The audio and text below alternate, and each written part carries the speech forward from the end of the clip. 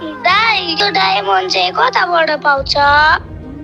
अरे भाइ तिमीलाई डायमन्ड कहाँदेखि पाउँछ भन्ने कुरा पनि थाहा छैन?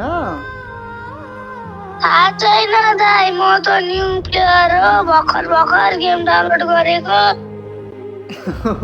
मेरो भाइ, त्यसो भए तिमीलाई डायमन्ड कसरी आउँछ कसरी पाउँछ भन्ने कुरा थाहै छैन।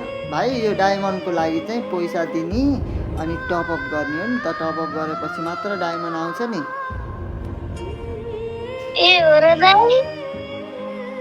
दाइ मसित त पैसा हुँदैन, कसरी गर्ने?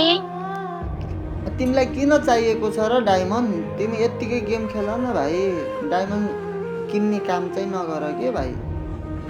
दाइ मलाई एउटा इमोट चाहिएको थियो, त्यही भएर सोधेको। ए भनेपछि तिमीलाई पनि एउटा इमोट चाहिएको?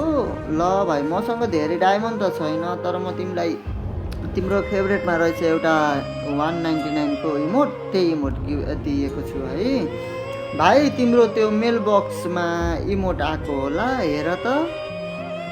दाइ यो मेल बक्स कहाँ छ? गिफ्ट कहाँबाट हेर्ने? अरे मेरो सोझो भाइ, त्यहाँ सेटिङ छ नि, सेटिङको बिचमा चाहिँ एउटा मेल बक्स भन्ने हुन्छ हो, त्यसमा दबाउ त। ओ दाइ, साँच्चीकैमा पठाइदिनु भएको? दाइ मैले त सोचेको पनि थिएन गिफ्ट गरिदिनुहुन्छ भनेर। ए मेरो भाइ हो र? ल अब त खुसी छौ नि? अब त्यो डायमन्ड टपअप गर्ने काम चाहिँ नगरे है। थ्याङ्क यू दाइ, थ्याङ्क यू मलाई गिफ्ट दिनु भएकोमा। एकदमै खुसी छु। म अब साथीहरूलाई इमोट देखाउँछु ल दाइ।